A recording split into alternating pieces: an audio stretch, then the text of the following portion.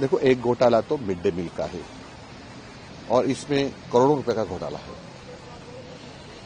बच्चों को जो मिड डे मील देते हैं, तो कोरोना काल था जब मिड डे मील इन्होंने कहा कि मिड डे मील देना ही चाहिए बच्चों को, लेकिन कोरोना काल में गया नहीं, तो इन्होंने कहा कि हम इकट्ठा देंगे।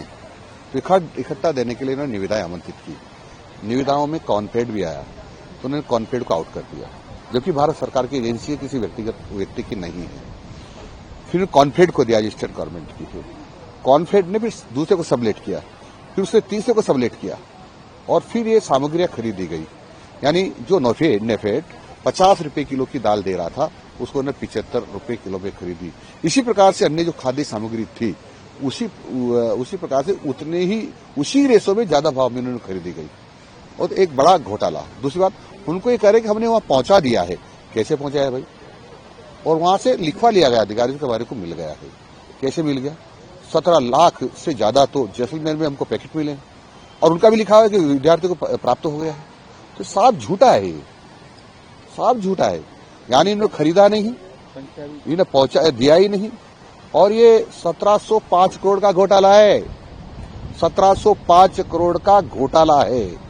यानी इन्होंने हमारे बच्चे जो शाला दर्पण होता है, उसमें कौन कौन से स्कूल में कितने कितने बच्चे होते हैं, सब वहां उपलब्ध होते हैं। वो टोटल काउंट करते हैं तो 59 लाख के आसपास है, परंतु इन्होंने 66 लाख बच्चों को पहुंचा दिया। जबकि कोरोना काल था, हमने खाद्य सुरक्षा का अनाज देने वाली एजेंसी से बात की, तो उनका हमारा तो 60% भी अनाज नहीं गया। तो जो उसका 60% अनाज जहां उसी गांव में मिलता है, उस गांव के 1-2 किलोमीटर आसपास मिलता है, वो नहीं ले पाए, तो इन्होंने सारे के सारे पैकेट पहुंचा दिए।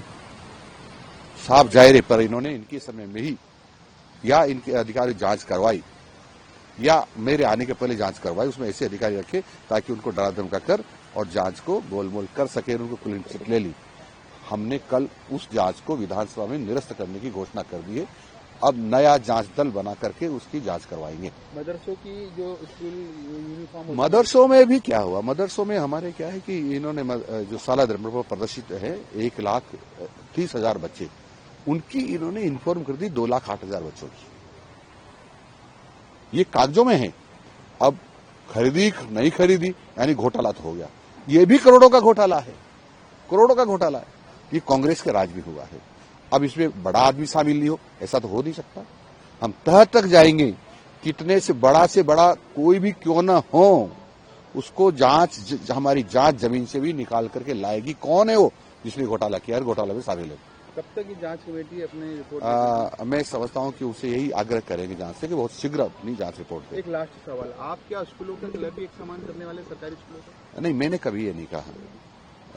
हमने कहा कि संस्कृत के जो विद्यालय हैं उनका एक कलर रखेंगे, और जो हमारे जो शिक्षा विभाग के हैं उसमें एक कलर रखेंगे। उसमें भी माध्यमिक शिक्षा के जो विद्यालय उनके अलग कलर रखेंगे, प्रारंभिक शिक्षा के विद्यालयों का अलग कलर रखेंगे।